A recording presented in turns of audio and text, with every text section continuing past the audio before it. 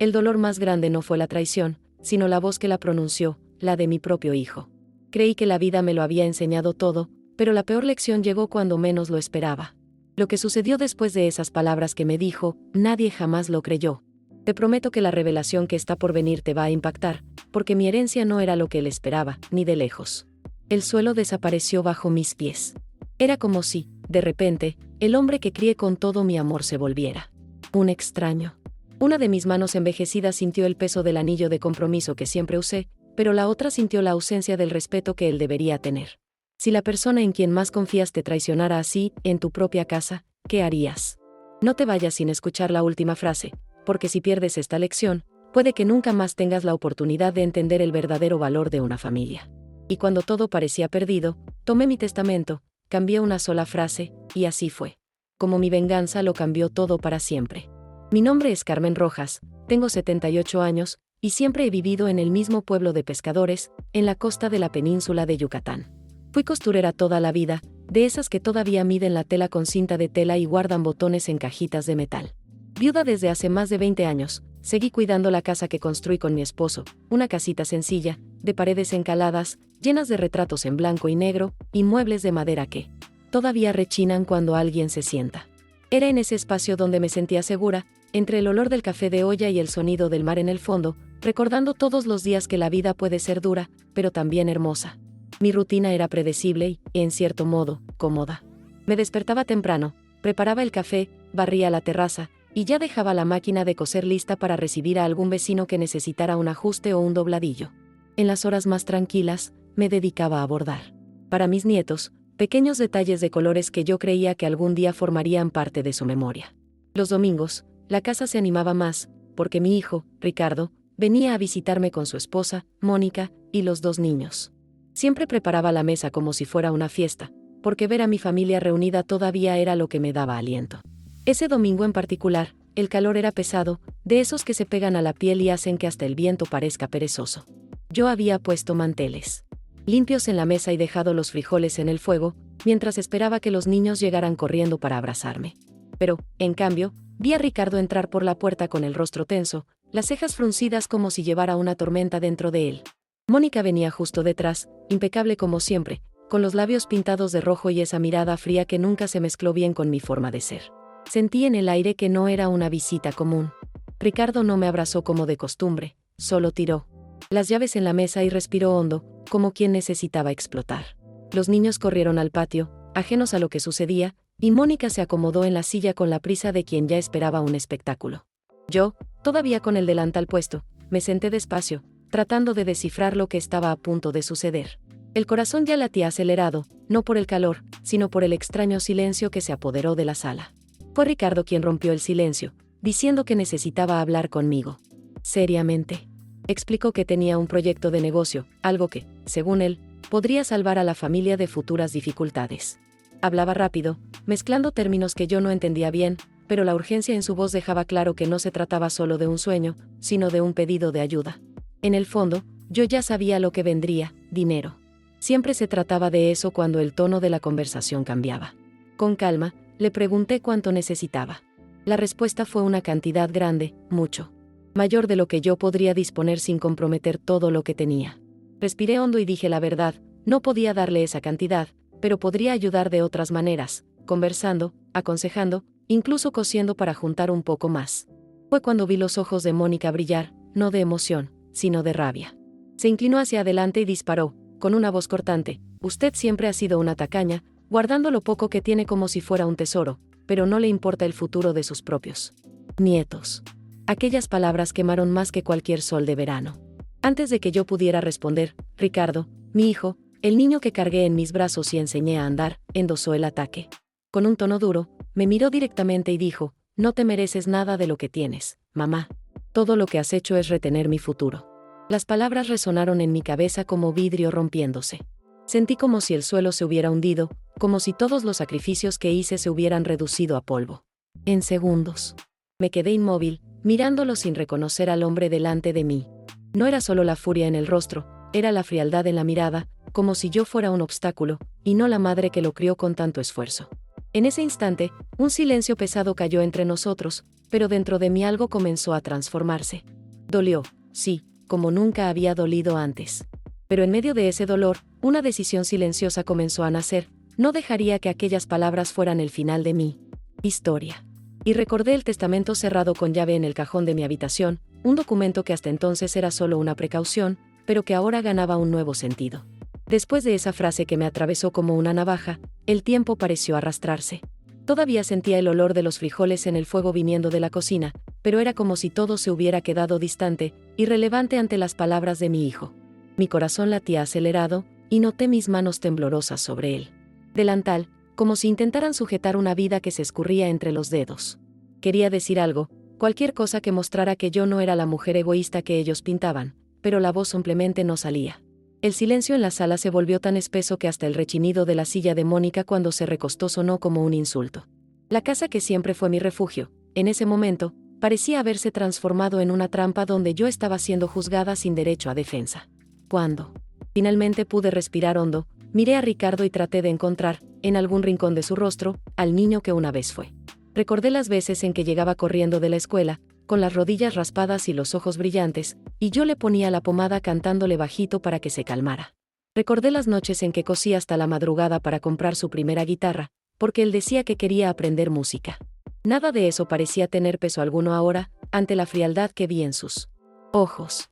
Era como si todas las memorias que construimos se hubieran borrado de golpe, sustituidas por una ambición ciega y despiadada.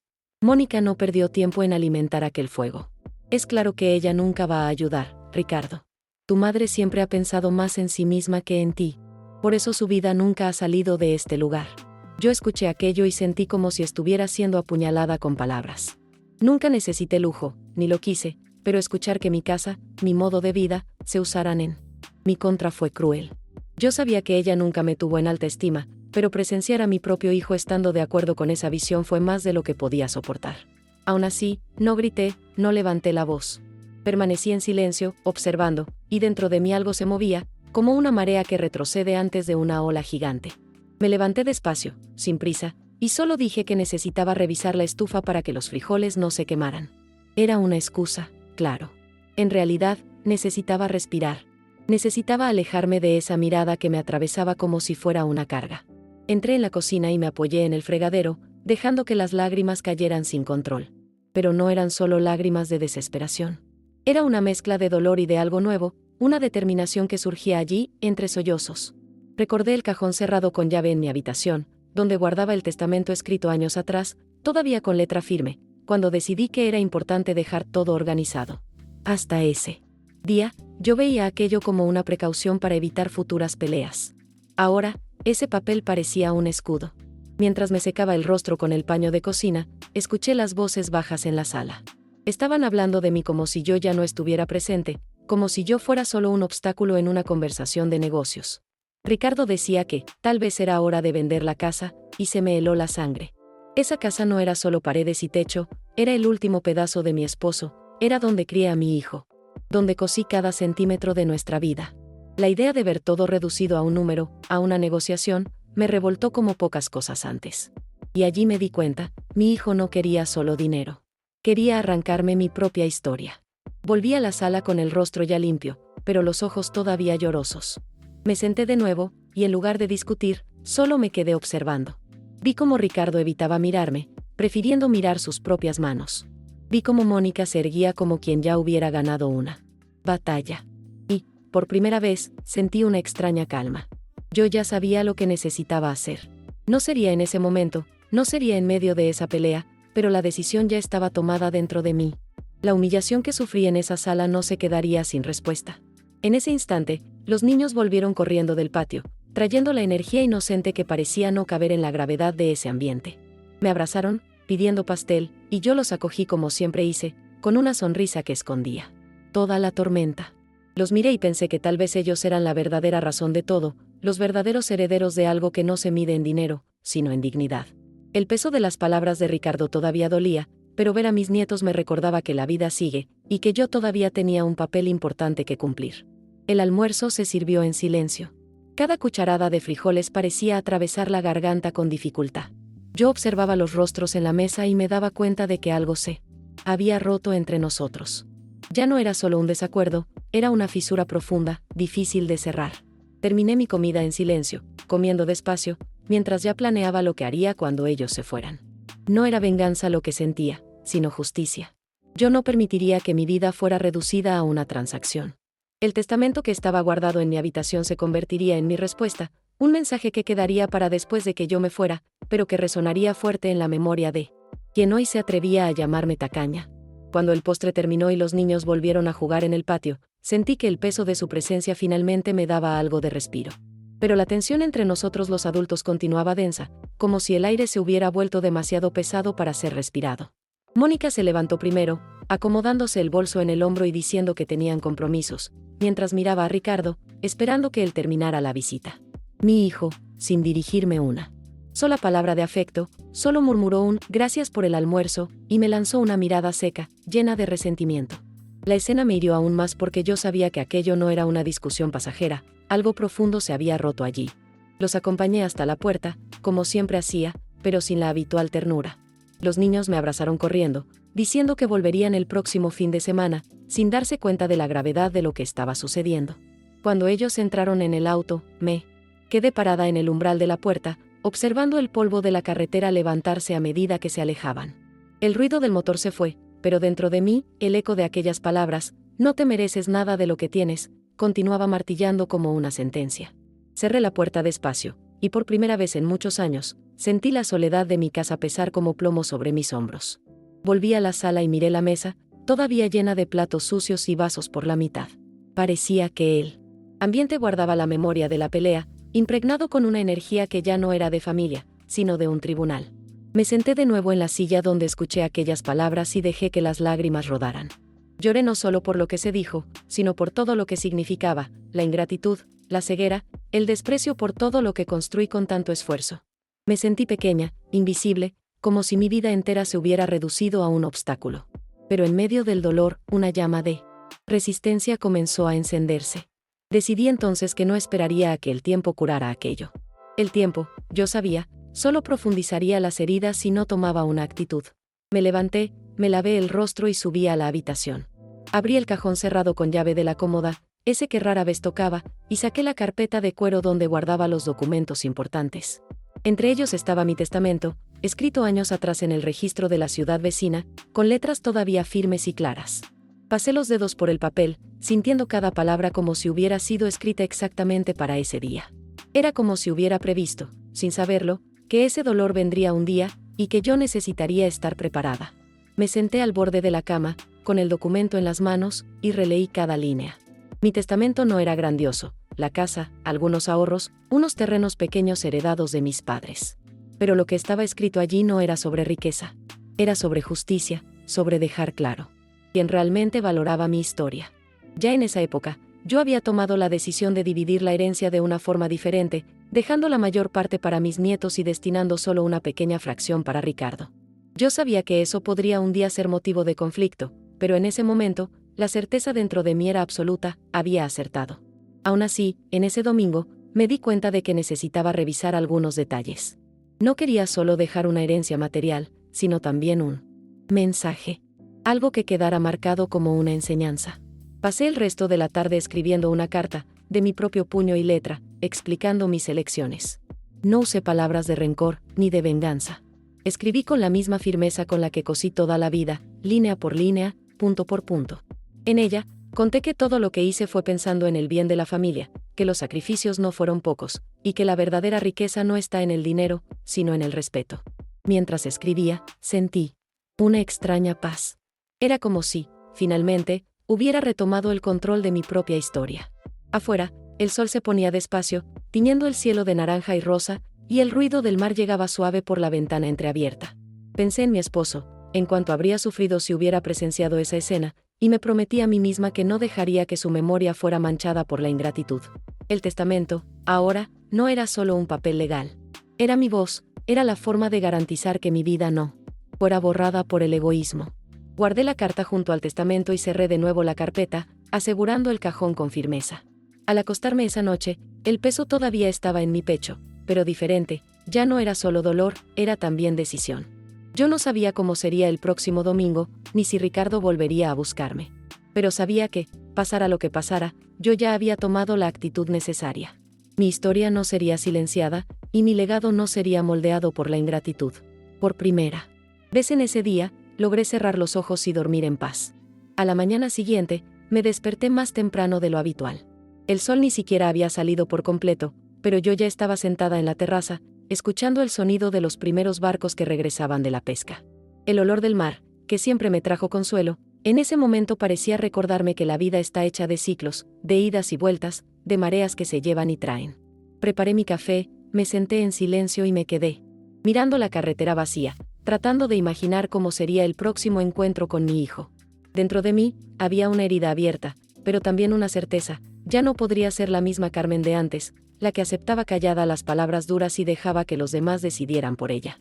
Mientras tomaba el café, pensé en cómo cada rincón de mi casa guardaba recuerdos. La mecedora donde mi esposo leía el periódico, el estante con las fotografías amarillentas de mis padres, la pared llena de cuadros con los bordados que hice a lo largo de los años. Todo allí era parte de mí, y la simple idea de que alguien hablara de vender la casa me daba escalofríos. No era solo ladrillo y cemento, era el hogar que albergó mis alegrías y tristezas. Era el lugar donde cosí ropa para vecinos, donde enseñé a Ricardo a andar, donde lloré escondida tantas veces. Yo sabía que no podría permitir que eso fuera tratado como moneda de cambio. Decidí, entonces, ir a la ciudad vecina ese mismo día. Me puse un vestido sencillo, me amarré el moño con firmeza y tomé el autobús que pasaba por la carretera de terracería. El trayecto era largo, pero yo ya conocía cada curva, cada pedazo de arena que se acumulaba en los márgenes. En el camino, observé a las otras personas, vendedores de pescado, amas de casa cargando bolsas, trabajadores yendo al puerto. Cada uno con su lucha, cada uno con su dignidad. Y yo allí, una señora de 78 años, con un documento dentro del bolso y una decisión que cambiaría el destino de mi familia. Llegué al registro todavía por la mañana, y el calor ya se hacía sentir. Las paredes gruesas y el ventilador ruidoso apenas disimulaban la sensación sofocante. Saludé al notario, un señor que ya me conocía desde hace mucho tiempo, y le pedí revisar mi testamento. Él me miró con cierta sorpresa, tal vez pensando que, a esa altura de la vida, yo no tendría más razones para mover algo así. Pero las tenía, y muchas.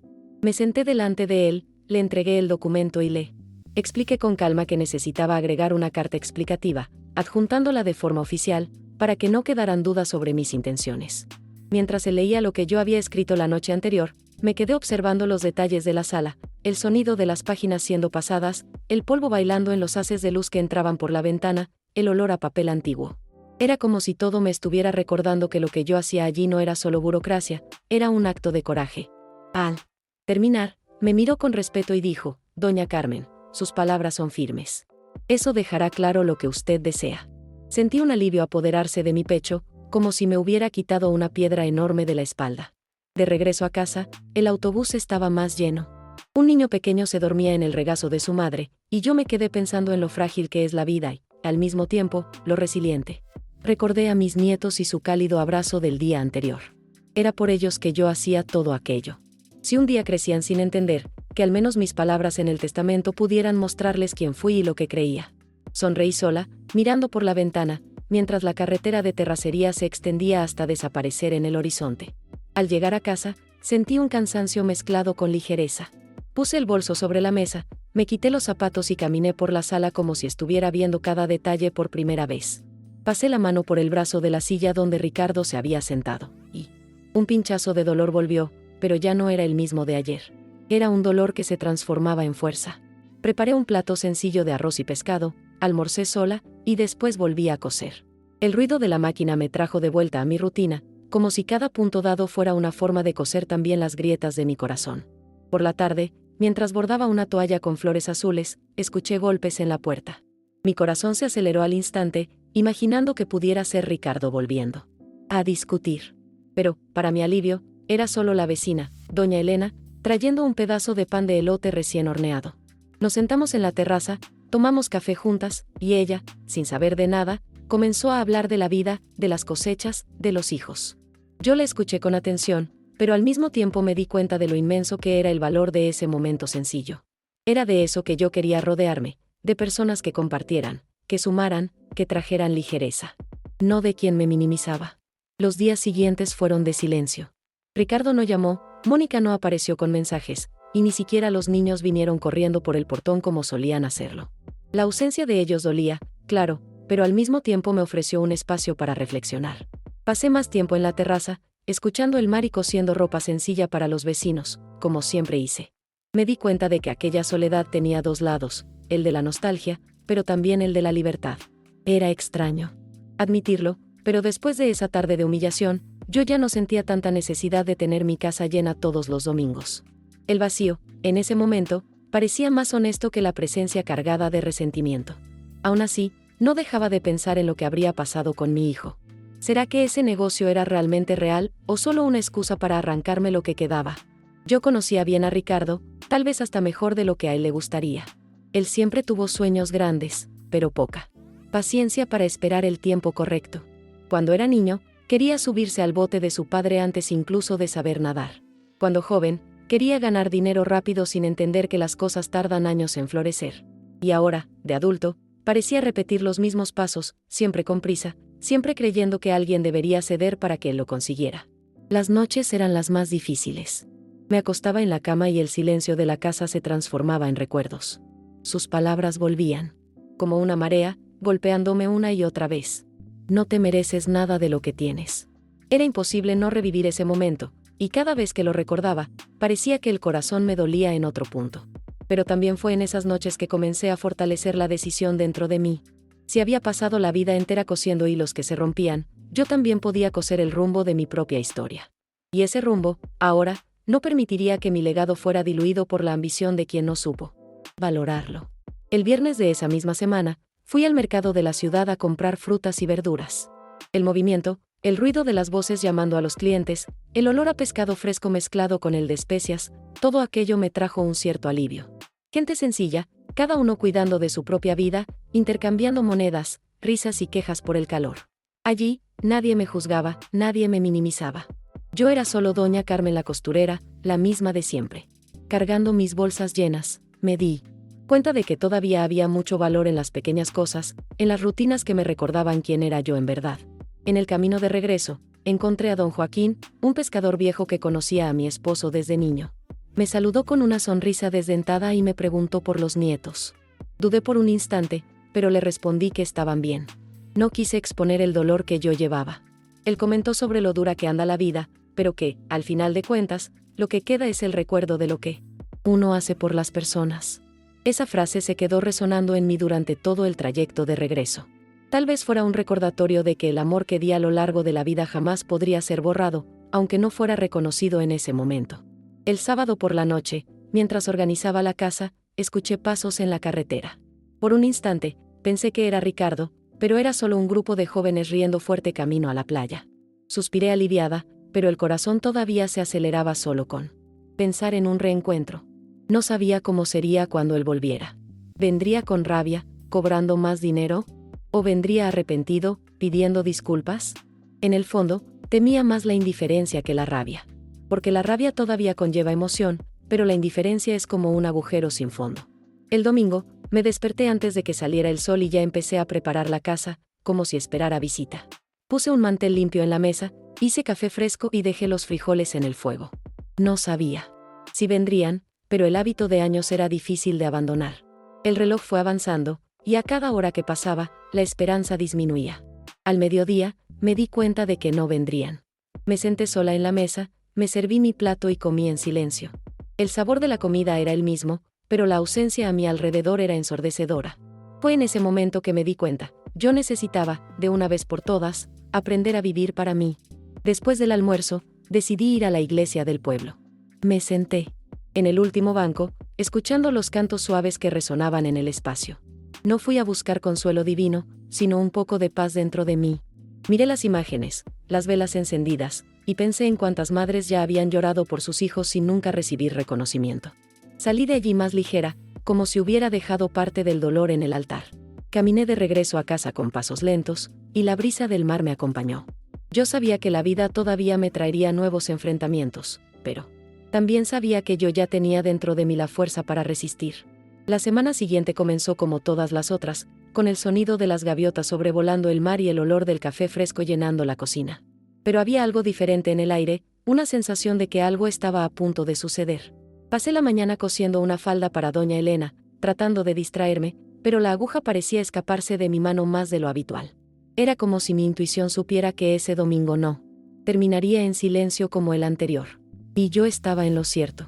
Hacia el final de la tarde, escuché el ruido de un auto parando frente a mi casa. Mi corazón se aceleró, las manos se me pusieron frías, y por un momento pensé en no abrir la puerta. Cuando me acerqué a la ventana, vi a Ricardo salir del auto solo. No trajo a Mónica, ni a los niños, y eso ya me pareció una señal. La forma en que caminaba, con los hombros caídos y la cabeza baja, no era la del mismo hombre arrogante de la semana anterior. Pero aún así, dentro de mí, la herida abierta no permitía que me relajara. Respiré hondo, me sequé las manos en el delantal y abrí la puerta con calma. Él entró sin pedir permiso, como quien conoce cada rincón, pero al mismo tiempo parecía incómodo, como si fuera un visitante en territorio desconocido. Nos sentamos en la sala, frente a frente. El silencio fue largo, vergonzoso, hasta que él murmuró un perdón casi inaudible. No era suficiente, no para el peso de lo que se había dicho, pero al menos era un comienzo. Yo permanecí en silencio, esperando que él continuara. Él entonces se pasó las manos por el rostro, suspiró hondo y dijo que estaba desesperado. Contó que ese negocio no había salido bien, que había perdido dinero y que estaba lleno de deudas. Hablaba rápido, atropellando palabras, como quien carga un fardo enorme y trata de librarse de él vaciándolo sobre alguien. Yo escuché todo en silencio, sin interrumpir. Cada frase de él parecía confirmar lo que yo ya sospechaba. No había ningún proyecto grandioso, solo otro atajo mal planeado, fruto de la impaciencia que lo acompañó toda la vida. Dijo que necesitaba ayuda, que solo yo podría salvarlo. Cuando terminó, se quedó mirándome con ojos llorosos, como si esperara que yo abriera un cajón y sacara una solución lista. Y en ese instante, me di cuenta de que mi respuesta definiría no solo ese momento, sino el futuro de todos nosotros.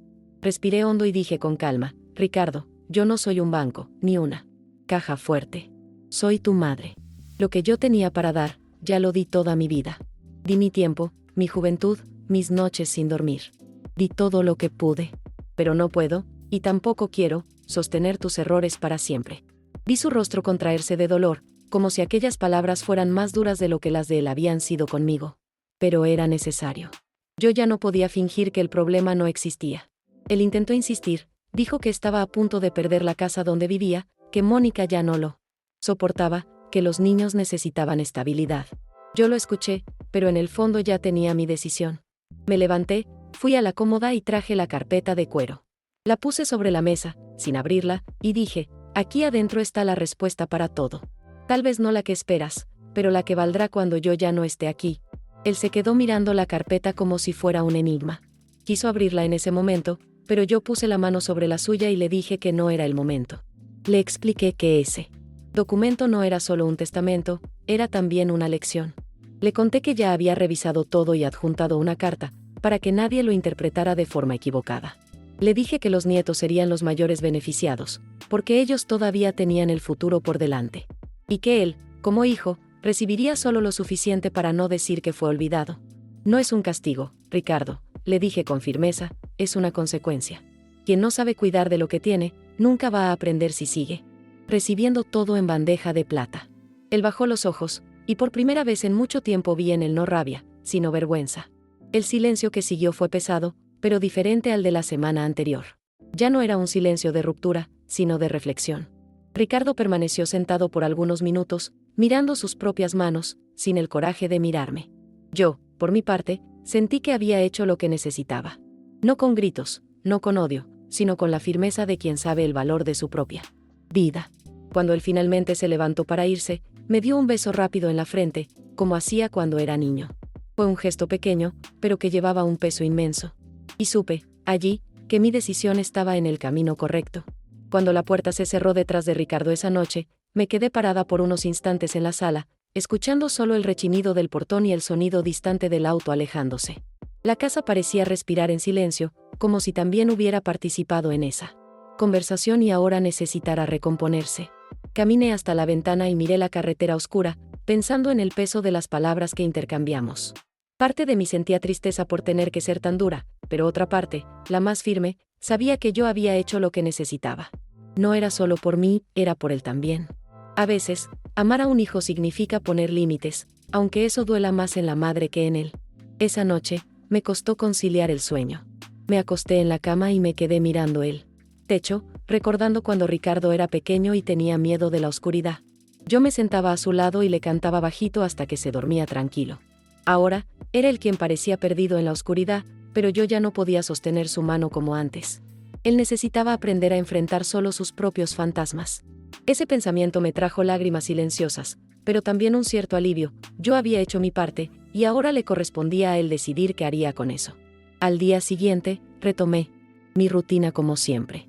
Preparé el café, barrí la terraza y me senté a coser. Pero me di cuenta de que había algo diferente en mí. Era como si una parte del peso que cargaba se hubiera disuelto. La conversación con Ricardo, aunque dolorosa, me trajo la sensación de que yo había recuperado el control de mi propia historia.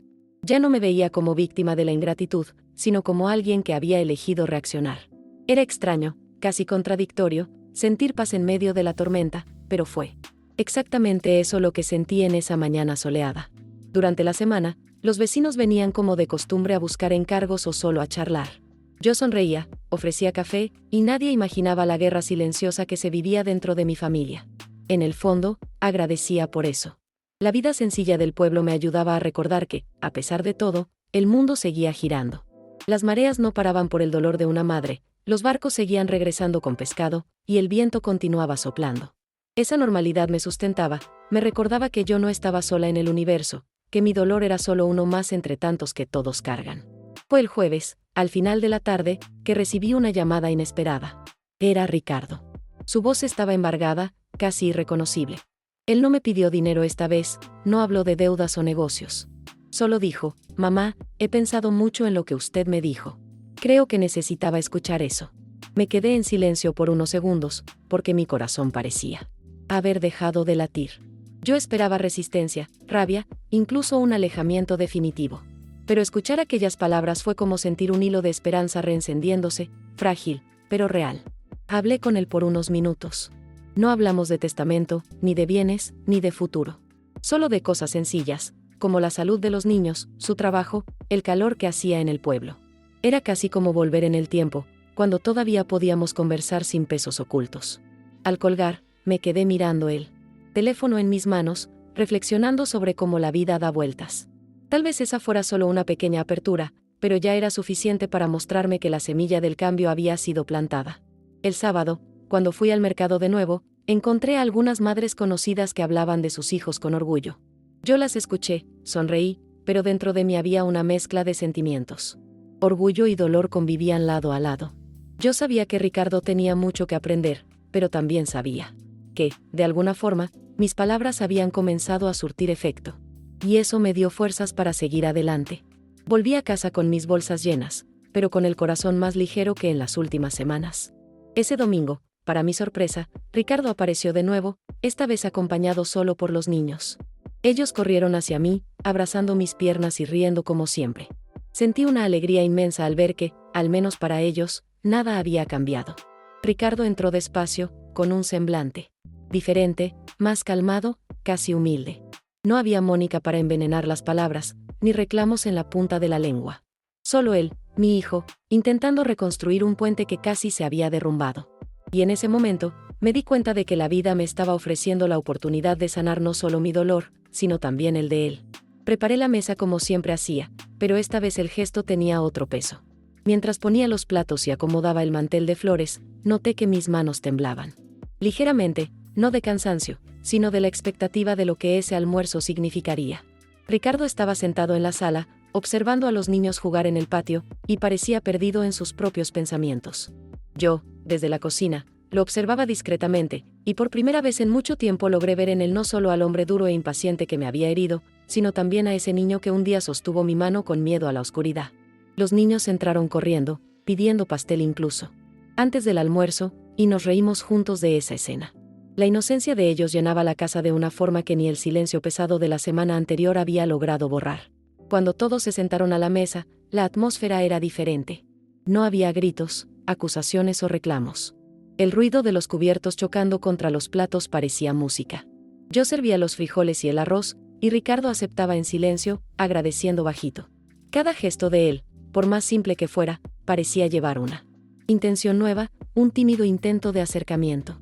Durante la comida, me arriesgué a sacar un tema sencillo, le pregunté por su trabajo, por la escuela de los niños, incluso por el clima en la ciudad.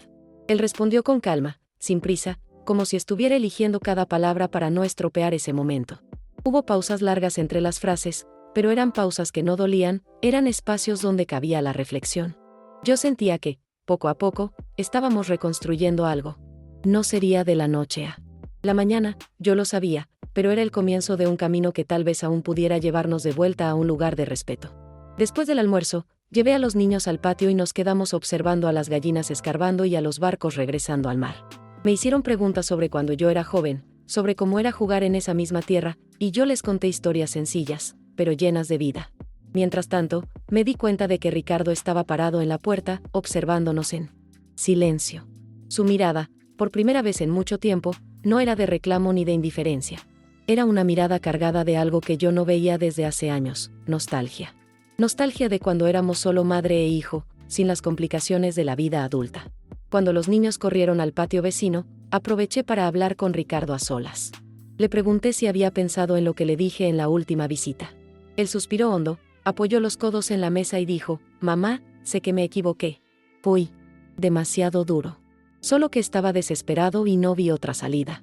Sus palabras no borraron el dolor que yo sentía, pero abrieron una rendija.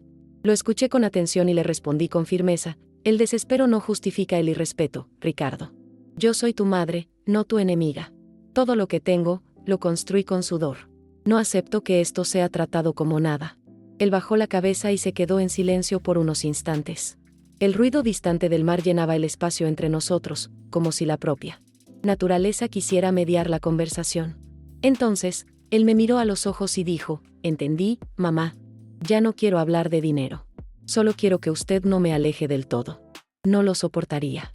Aquellas palabras me golpearon hondo, porque detrás de ellas había un miedo real, el miedo de perder no solo la herencia, sino también a su madre. Y allí me di cuenta de que mi firmeza había surtido efecto. Le sostuve la mano, con calma, y le dije que no tenía la intención de alejarlo, pero que necesitaba ser respetada. «Lo que dejé escrito va a permanecer, Ricardo. No lo voy a cambiar. Pero eso no significa que no podamos reconstruir nuestra relación en vida. Lo que está en el papel es para después, pero lo que importa es lo que hacemos ahora». Vi lágrimas discretas brotar en sus ojos, y aquello me trajo un alivio que no sentía desde hace mucho tiempo. Por primera vez, él parecía realmente escucharme. Cuando el sol comenzó a ponerse, los niños ya cansados se acostaron en el sofá, y Ricardo se levantó para irse. Antes de salir, me abrazó con fuerza, como no lo hacía desde hacía años. Fue un abrazo silencioso, pero lleno de significados. Sentí el peso de los rencores todavía presentes, pero también la promesa de un futuro diferente. Cerré la puerta detrás de él con el corazón ligero, sabiendo que la batalla no estaba ganada, pero que al menos ya no estábamos en lados opuestos. Y en ese momento, entendí que mi testamento no era solo un mensaje para el futuro, era la brújula que estaba ayudando a guiar el presente. Los meses siguientes trajeron una rutina diferente. Ricardo comenzó a aparecer con más frecuencia, casi siempre solo o solo con los niños. Me daba cuenta de que la ausencia de Mónica no era una coincidencia. Ella claramente no quería estar en mi casa después de la última discusión. Al principio, confieso que me extrañó el hecho de que Ricardo viniera sin su esposa, pero con el tiempo comencé a entender que, de cierta forma, aquello era una elección de él también. Era como si él quisiera rescatar la relación conmigo y con los hijos sin la interferencia de la mirada fría de ella. Y esa actitud, aunque discreta, fue la primera señal de que él estaba dispuesto a cambiar. Cada visita era diferente. A veces, él venía a almorzar, en otras, solo para traer a los niños y dejar que corrieran en el patio. Poco a poco, el silencio que se había instalado entre nosotros dio lugar a conversaciones sencillas, casi triviales, pero que llevaban una profundidad nueva. Hablábamos del mar, de la vida en el pueblo, de las dificultades que cada uno enfrentaba. Me di cuenta de que Ricardo ya no hablaba de dinero, no mencionaba deudas, no insinuaba negocios milagrosos. Era como si él hubiera entendido que la relación entre nosotros no podía basarse en intereses, sino en respeto y presencia. Claro que no todo era fácil. Mónica, por ejemplo, dejó de hablarme por completo. No me llamaba, no aparecía, no mandaba recados. Era como si me hubiera excluido de su mundo, tal vez creyendo que yo no merecía espacio en la vida que ella había construido al lado de Ricardo. En el fondo, yo sabía que el resentimiento de ella venía del hecho de no haber conseguido lo que quería, el control sobre lo que yo poseía. Esa distancia me dolía solo por causa de los niños, porque yo sabía que, tarde o temprano, ella podría intentar envenenar la mente de ellos también. Aún así, me mantuve firme. Siempre que Ricardo venía, yo hacía cuestión de mostrar que mi cariño por los nietos era inmenso e inquebrantable. Jugaba con ellos en el patio, les enseñaba a plantar frijoles en latitas, les mostraba cómo remendar una ropa. Pequeños gestos que, yo sabía, se quedarían guardados en la memoria de ellos. Porque más que dejar una herencia en bienes, yo quería dejarles recuerdos que ningún dinero podría comprar. Y cada vez que ellos se reían fuerte, corriendo por la terraza, yo sentía que lo estaba logrando. Un domingo en especial quedó marcado. Ricardo llegó más temprano, trayendo un pescado fresco que había conseguido en el mercado. Él mismo pidió preparar la comida, algo que nunca había hecho antes. Me quedé observando desde la cocina mientras él cortaba el pescado, un poco torpe, y sonreía con los niños a su alrededor. Era un gesto sencillo, pero para mí tenía un valor inmenso. Era como si, finalmente, él estuviera aprendiendo a construir sin esperar que todo le fuera entregado ya hecho. Ese día, comimos juntos una comida que tenía sabor a reconciliación. A pesar de esos avances, yo sabía que la herida todavía no estaba completamente curada. Había momentos en que Ricardo se callaba de repente, perdido en sus pensamientos, y yo me daba cuenta de que todavía cargaba culpa y vergüenza. Yo no lo presionaba, no le reclamaba, solo dejaba que el tiempo actuara. La vida me enseñó que ciertos dolores no desaparecen de un día para otro, pero pueden ser transformados en aprendizaje. Y, de alguna forma, yo quería que él mismo llegara a la conclusión de lo que había hecho y de lo que todavía necesitaba cambiar. Mientras tanto, continué firme en mi propósito con el testamento. No cambié ni una sola línea de lo que había escrito, ni de la carta que adjunté. Yo sabía que ese documento era la prueba de que yo no había sido débil, de que no dejé que el orgullo de un hijo destruyera la historia de una vida entera. Pero también entendí que no era solo sobre el papel. El verdadero testamento lo estaba dejando todos los días, en las enseñanzas, en las conversaciones, en los límites que ahora establecía con firmeza. Era esa postura, más que cualquier herencia, lo que moldearía el futuro de mi familia. Hubo días en que pensé en cómo sería si yo hubiera cedido en ese primer domingo, si le hubiera dado el dinero que Ricardo pidió. Tal vez él se hubiera hundido aún más en deudas, tal vez nunca hubiera visto los errores que estaba cometiendo. Me di cuenta, entonces, de que el amor de una madre no está en decir siempre sí, sino en saber la hora de decir no. Ese pensamiento me dio fuerzas para seguir firme, incluso ante las ausencias de Mónica, las críticas veladas y los chismes que corrían por el pueblo. Yo sabía que mi decisión era justa, y esa convicción se volvía cada vez más clara a cada nuevo domingo en que yo veía a mi hijo intentando ser diferente. Con el paso de los meses, me di cuenta de que la ausencia de Mónica no era solo desprecio, sino una elección consciente. Las pocas veces en que nos cruzábamos en la ciudad, ella ni siquiera me dirigía la mirada, fingiendo no verme. Ese silencio forzado era más doloroso que si me hubiera atacado con palabras. Yo sabía que esa frialdad era una forma de represalia, un intento de mostrarme que yo ya no tenía espacio en la vida que ella había construido al lado de Ricardo. Sin embargo, dentro de mí, algo había cambiado. Ya no sentía miedo de ese desprecio. Al contrario, sentía que la distancia de ella me daba aún más libertad para ser quien yo era, sin necesidad de complacer a toda costa. Cierto domingo, sin embargo, Ricardo llegó acompañado de ella. Cuando la vi atravesando el portón, sentí un nudo en el pecho, pero mantuve el semblante firme. Mónica entró con pasos seguros, la mirada fría de siempre, y se sentó sin saludar. El ambiente se puso pesado de inmediato, como si el aire se hubiera espesado. Los niños, ajenos a la tensión, corrieron a abrazarme, y aquello me dio la fuerza necesaria para mantener la calma. Me senté a la mesa y serví el almuerzo en silencio, esperando el momento en que ella finalmente hablaría. No tardó mucho. Entre una cucharada y otra, Mónica se le escapó, con aquel tono cortante que siempre usaba: es gracioso como algunas personas prefieren gastar dinero en papeles del registro en lugar de pensar en la familia de verdad. Fue un ataque directo, y yo supe en el momento que ella ya sabía del testamento.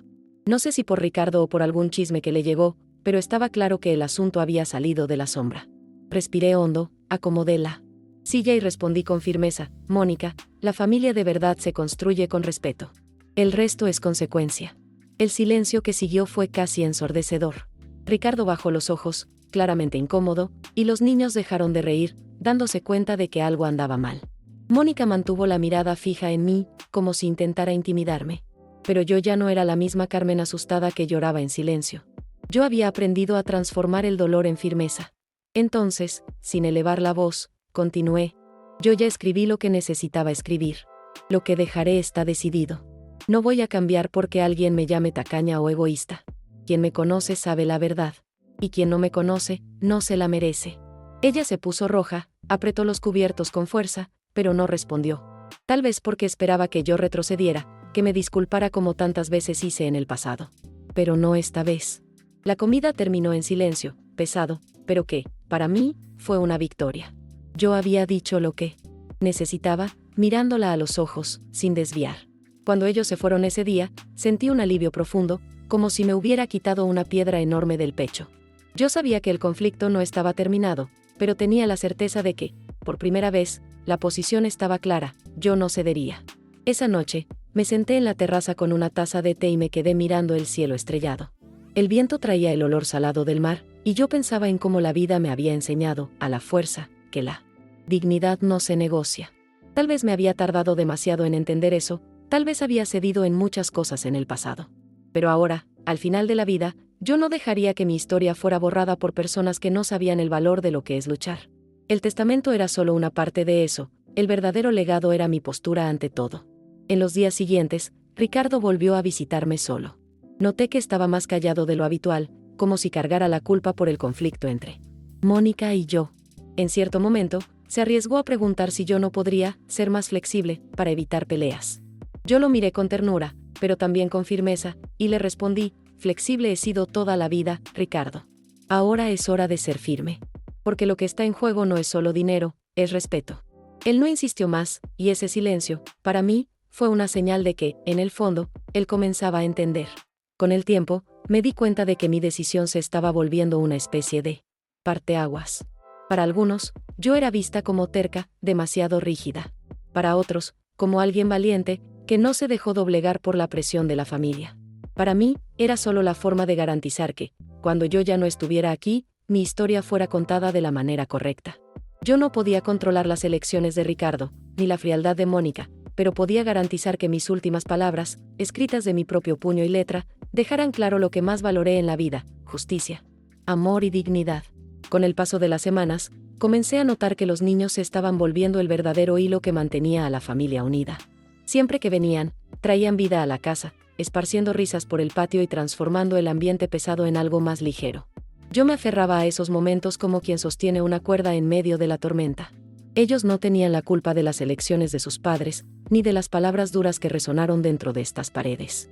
Para ellos, yo seguía siendo solo la abuela que hacía pan de elote, contaba historias de cuando era niña y dejaba que corrieran descalzos por la terraza.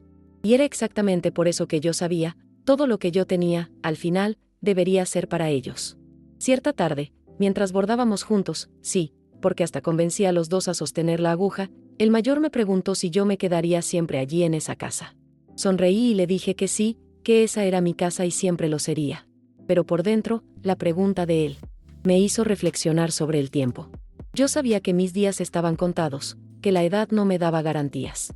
Por eso, la importancia del testamento crecía aún más. Yo no podía dejar nada al azar. No podía permitir que, después de mi partida, las mismas palabras crueles volvieran a herirme, aunque ya no estuviera presente para escucharlas. Fue en ese espíritu que decidí reforzar aún más mis deseos. Busqué de nuevo el registro y pedí que se registrara una copia de la carta junto a una segunda copia del testamento, para que no hubiera dudas.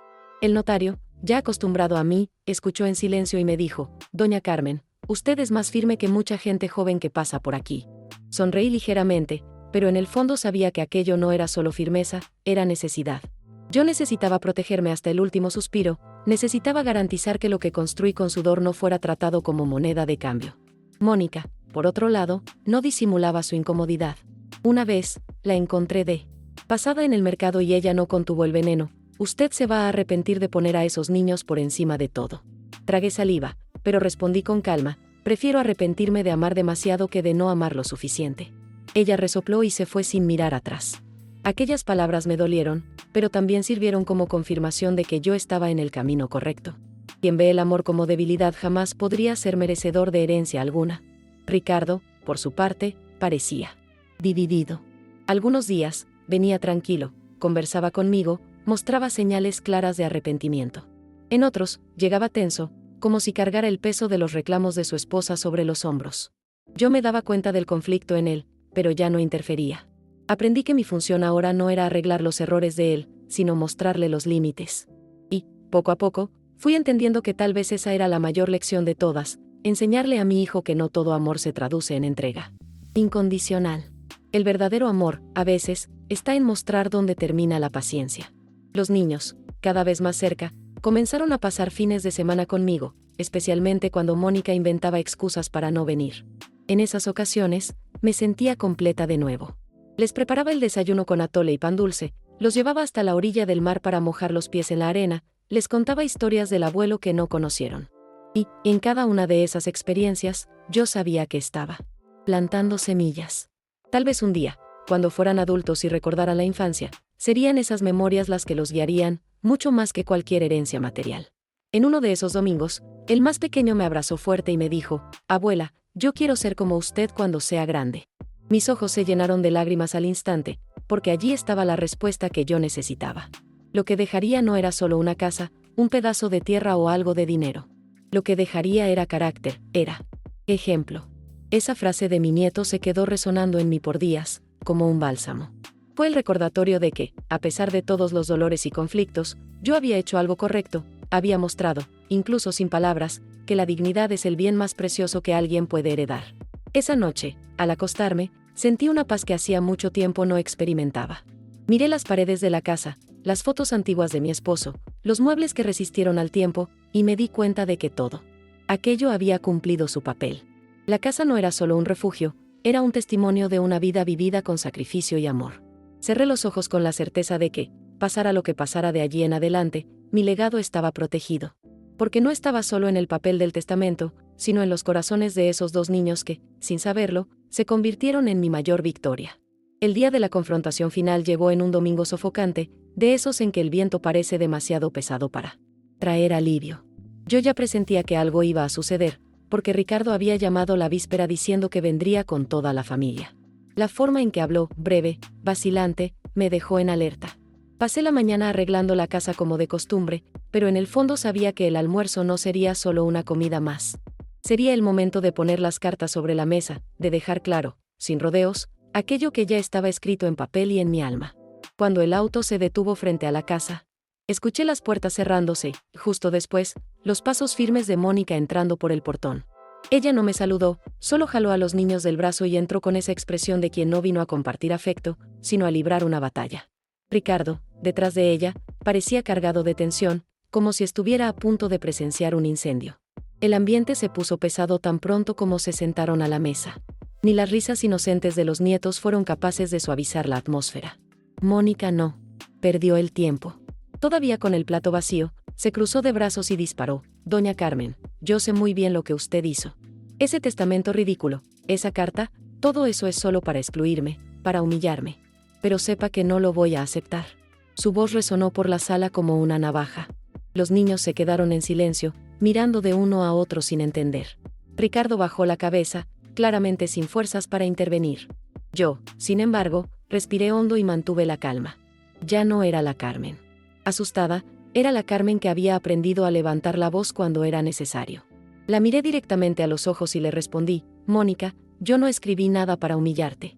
Lo que está en el testamento es fruto de mi vida, de mis elecciones y de mi sudor. No le debo explicaciones a quien nunca estuvo conmigo cuando más lo necesité. Lo que construí, lo construí con mis propias manos. Y si decidí dejarles la mayor parte a mis nietos, es porque en ellos todavía veo inocencia, veo futuro. Puedes llamarme tacaña, egoísta, lo que quieras. Pero lo que no puedes es cambiar aquello que ya está sellado». El silencio que siguió fue denso, pero yo no desvié la mirada. Por primera vez, Mónica pareció perder el control. Intentó replicar, diciendo que Ricardo merecía más, que yo estaba siendo injusta. Pero yo no la dejé terminar. La interrumpí con firmeza: «Injusto es quitarle a una madre la dignidad. Injusto es querer borrar una vida entera de sacrificios a cambio de dinero. Lo que está escrito no es solo sobre bienes, Mónica. Es sobre respeto. Y respeto yo nunca recibí de ti». Mis palabras salieron sin temblor, cada sílaba cargada de verdad. Ricardo, finalmente, levantó la cabeza. Me miró, luego a su esposa, y pareció despertar de un largo letargo. Mamá tiene razón, dijo, con voz firme. Me equivoqué con ella. Y si usted no logra entender lo que eso significa, Mónica, el problema no es de ella, es nuestro. El impacto fue visible.